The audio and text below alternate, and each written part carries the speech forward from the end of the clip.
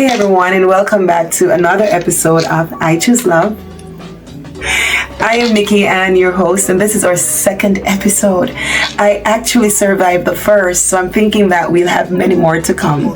I'm looking forward to that. Now, today we're going to be discussing what exactly a spiritual awakening is, and we're going to be looking at the symptoms. Are you having one? Have you had one? And if you are having one, how do we navigate it so that you can, awaken to your consciousness and you can walk the path of love and remembering without feeling any form of disconnect from yourself, but be totally integrated with the new person that you are and this new life of love and your soul's resonance. We will be back right after this. You take the blue pill, the story ends. You wake up in your bed and believe whatever you want to believe. You take the red pill, you stay in Wonderland, and I show you how deep the rabbit hole goes. Okay, so let's jump straight into it. So, many people would ask me, what was life like before all of this happened? And, I'll just say this briefly and just, to the point. I was a super religious person.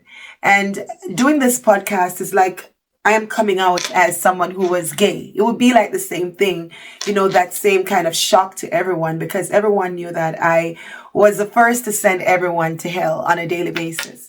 I was a preacher in the Baptist church. I went to seminary and I have a master's degree in Christian philosophy and apologetics. So I did study philosophy and, from a Christian worldview. And I am a pastor. I was an ordained pastor as a result of those studies. And I took pride in being a religious person. And I feel somewhat like I could compare myself to Paul, who walked and, he chastised and pretty much murdered Christians back then for the sake of following Christ. And then he himself was converted to being a Christ follower. And now he was being ostracized by everyone because he couldn't go back to the people who he was with before because they saw him as a hypocrite. They saw him as, a backstabber. And he was not readily accepted by Christians because they were still thinking, is this a trick? So I feel that way because I really, looked down on everybody that was not a Christian. And I would just walk around and just send everyone to hell. I was on social media always talking about Jesus and God. And, I couldn't keep my mouth shut about Christianity. And I think that anyone who did not choose a way of Christianity would definitely go to hell. And I would send them to hell. I would. I was that kind of pastor. You're going to hell, sir, because you don't believe in Jesus. And I did that up until last year. And then I had a spiritual awakening, which I did not know was a spiritual awakening until I researched and I found other people like myself who had similar experience. And we're all over because the more of us get spiritually awakened, we awaken to an expanded consciousness. And then it actually causes a collective consciousness to increase and we find each other. And the more people are becoming awakened, it's the more that collective consciousness grows. So there are more of us like, people who are spiritually awakened out there. And I was able to, find them. And I found a community who taught me, how to navigate this kind of experience. And that's how I was able to become a student of the soul. And studying the soul actually helped me on my path for, just understanding where I was at and where I needed to go in this conscious walk. Now, I am not the same anymore, obviously, because, I am now far removed from the person that I was. And, this actually would cause a rift between my friends who are Christians and my family members who are Christians. And, being that I was a pastor in the Sunday church, most people are now saying, oh, she is a heretic or she has backslidden. And I don't have any form of like, I don't care. Because when you get to this level, it matters very little what people think of you, because you understand that there is a grand scheme of things, and your time here, it's just, your learning school. You signed up for this. So you're expecting all of this to happen and unfold, but you're going to choose to respond with love and with understanding. Because I too used to be where they were at and didn't understand and would judge and would label and would brand. So now that I'm here, I have nothing but understanding and love and empathy for those who are now judging me, because I used to be the judge. So now I have to face my karmic debt, and now I have to be judged, and I have to respond with love.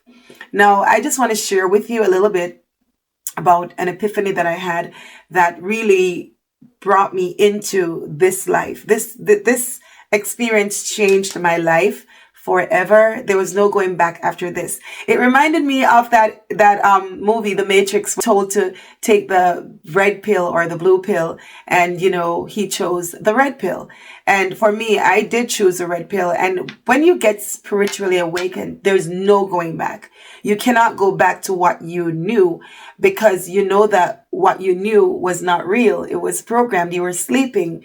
And now that you're awakened, you can only move forward in this consciousness and awareness. All right. So my spiritual awakening, it was a slow unfolding. Yes, it was incremental, if lack of a better word. And it didn't happen overnight. I remember I had to quit my job. I didn't quit. I retired. So I retired from teaching, and I set out on a quest to do something else with my life, because I was teaching for 25 years. And all I knew was teaching. And I was like, there must be more to life than this. So I retired, and I decided that I was going to set out on a journey to find, meaning in other places. And my journey took me on to do Uber driver, which I did for a while, and I got bored of that. I get bored of things very easily. And then I decided that I didn't know how to do anything but teach. So I didn't have a lot of skill. My skill set was limited. Didn't have many skills to go around. I could only teach English, Spanish, or teach people to read. And I just had a PhD, and that was in counseling, but I did not want to do that. I wasn't pulled toward doing that because my mom had passed, and I really did my studies for my mom. I wanted to make her proud because she worked so hard. We were very poor growing up, and I pursued school because I wanted to show her that, your hard work was not in vain. It worked out. I became something great. So my mom passed away, and she didn't see any of my accomplishments. So when I earned, my degrees and stuff, it didn't mean anything to me. I'd lost interest in those because I wasn't really doing them for myself. I was doing them to make my parents proud, especially my mom. And she had passed away, so I didn't care to go and practice being a therapist or anything like that. So I ended up working at Walmart as a cashier. Love that job. I'm telling you, my job at Walmart was the best. I got to meet people, like different people every day, and I was able to just, be a loving human being. And they couldn't understand why I was always so chirpy and happy on the job being a cashier. But it was because I was starting to understand that there's more to life than titles. There's more to life than accolades and, being powerful and elevated. And I was getting a feel of a simple life. And that was the first thing that I noticed. My life was becoming very simple. Also, I was drawn to wearing only the color white. I could only wear white. And I got rid of my makeup. And, I wasn't wearing excess jewelry anymore. Anyone who knew me knew that I would be wearing, a necklace and earrings and all of that. I wasn't drawn to those things anymore. And I remember going in my closet and taking out all of my clothes. And I love clothes. I had beautiful clothes. I was somewhat of like into myself, a little fashionista, makeup. I couldn't go anywhere without, being in the mirror for like maybe an hour, getting my makeup on and, getting myself together. I lost interest in that. And I remember giving away all my clothes, and I ended up working at Walmart as a cashier. And all of this was just happening without me on, but I just I couldn't put a finger on it, why these things were happening, why I wasn't being pulled towards, the things that I used to like before. I also did not care for a relationship anymore with a guy. I just wanted to be by myself. I lost interest in guys, didn't gain interest in girls either. I just wanted to be by myself. And I remember going through the motions of my daily life and just enjoying going to my work at Walmart. But then I got bored of that. Like, I just got bored of it. It was the same thing. I was doing the same thing every single day. And I decided that I wanted to do something else. I didn't know what I was going to do. I had bills to pay. I have, children to support and a rent to pay. And, I was like, what do I do now? So I was sitting on my bed and I heard in my spirit, literally, CNA. And I said, CNA, what the heck is a CNA? And at first I was like, I don't know if I even have heard of that before, because I've always been a teacher. I didn't care to learn about other things like that. So I researched and I found out that was a certified nurse's assistant. And I was like, okay. So I started looking for, courses that I could do in that. And then I stumbled upon a school, a technical college that was giving away scholarships to do it. I was like, this must be, God, because here I am researching for a CNA course and I'm getting one done for free. So I got that for free and I got hired at a hospital before I finished doing the course, which is unheard of. You would need to have certification to work in a hospital as a CNA. And I remember that I started the job and I was just walking up and down every night praying and putting consecrated olive oil on the doorposts and going in the rooms and rebuking demons and getting the sick walking and standing and pronouncing and declaring the lame to, and I was just doing my thing. What I knew how to do, being, a Jesus freak, if you might call it, and being, just that religious person that I was.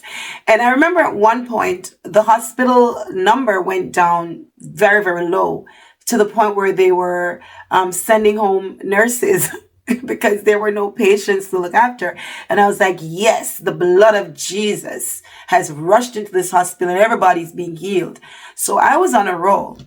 And one night I was there after I did my, my vitals and so on. And I was reading my Bible and sending the nurses to hell because I think that they were so unkind and mean. I was like, that one, hell. And I just saw, like, in front of me, a big ball of light. It contained colors that are not of this world.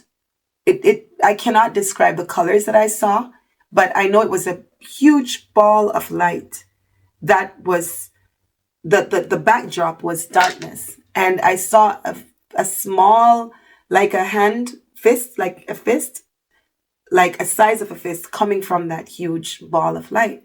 And I said, whoa, what is that? And I was looking around to see if anyone else was seeing what I was seeing. It turns out that I was the only one seeing this. So I put my Bible down and I got up and I ran to the laundry room and I just started trembling and shaking and I fell to the ground. And I was like, what is this? What did I just see? Because I knew I saw something, but I didn't just see something. I remembered. And I said, I remember. And I only could say, I remember. And then I asked myself, I said, I remember what? And from my inner self, the word stumbled from my lips. I remember to choose love. And it was then that I started crying and I blocked the door so that no one could come in and see me on the floor crying. And I was like, I remember to love. I remember who I am. And that's when I realized that I was remembering that I was not a human being. What you see here is a shell. It's a container. The way you need to pour things into a container so that it doesn't spill over to contain it. Your soul is poured into your human form as a container. You know what I mean? And we get confused with what we see in the mirror as the true self. So we fall in love with that and we start to worship it. We start to adorn it And I'm not saying that we ought not to take care of ourselves, because we should, but there is a true self that needs more care, and that is the soul. And that's what I remembered that night. That small ball of light was me coming from source. And that ball of light lives within this human container, this this human, this human form. And that was where it seemed as if I took that red pill and my life was never the same. I remember going back to work and just staring out of space, and everyone was asking me, "Are you okay?" And I'm like, "Yes." But then I started laughing and I felt so light, and there was no more judgment. I stopped sending people to hell immediately. I loved everyone. I forgave everyone. I wanted to go home immediately to tell my kids about this. But when I got home in the morning, they were not there. They're boys and they don't care to listen to me.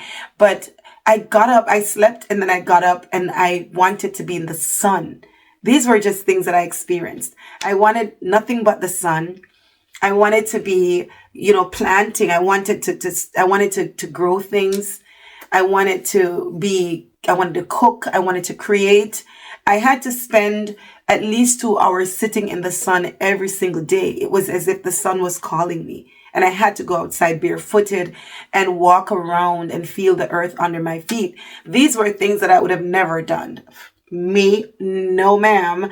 But after that experience, I was a changed person. I don't know. I was a Christian for years, a hellfire preaching pastor, and I struggled with what the world calls sin, which is really, for me now, at this level that I'm at, or in the state that I'm at, it's really what I used to call sin as a Christian.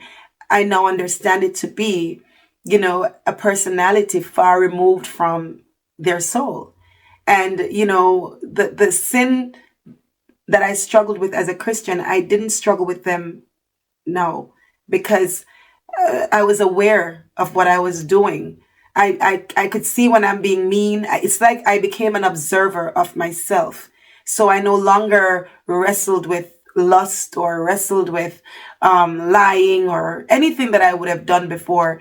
I no longer wrestled with those things. They all dissolved in a sense. I'm not saying I became Mother Teresa, because I still, act, human sometimes, and out of my ego and wanting to serve myself. But I am fully aware now of what I'm doing, so I can, I can actually counter the behavior quickly and, take accountability faster and turn toward a more, conscious path. And that has been my experience. And I wanted to share that with you, because I don't know if anyone else has had that experience. But if you have, please comment and tell me about your weird, freakish kind of, epiphany or vision that you had, if you had one in your spiritual awakening. Yes. So people think that having a spiritual awakening is a magical experience. No, it's not. I'm so sorry. It is a very messy, explosive, confusing time for someone, especially if you were religious and you were used to operating in the spirit of religiosity, in the spirit of condemning people and judging people. And if you were programmed to believe that, God only exists in the sky and you're going to go back to meet him one day and Jesus is coming back and you're going to be raptured. And if you're someone who is like that, then it's going to be very hard on you, I think. And many people who claim to be awakened who are religious, they become like atheistic.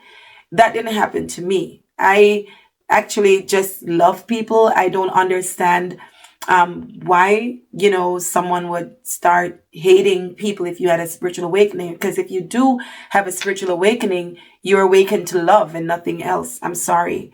And, I see people who have turned away from Christianity.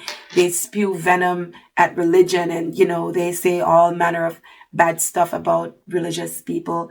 I don't see it that way. I do believe that, everyone comes into this lifetime and you forget. That's the contract that you sign. You sign a contract to forget so that you can have an authentic human experience, because earth was meant, you incarnate, on this planet so that your soul can actually learn, grow, evolve, and then return. So if you came with full resonance and full knowledge of what your life was like beyond being incarnated in this one, then you would never have a true authentic experience.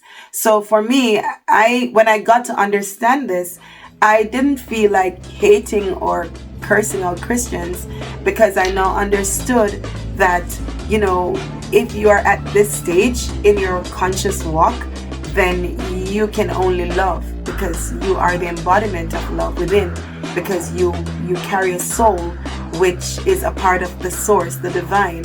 And if you have the divine within you, and if this is your true person, and if this is who you have come to be awakened to, then you cannot be awakened to hate or darkness. You're going to be awakened to love. Hence, I choose love. You stay in Wonderland, and I show you how deep the rabbit hole goes.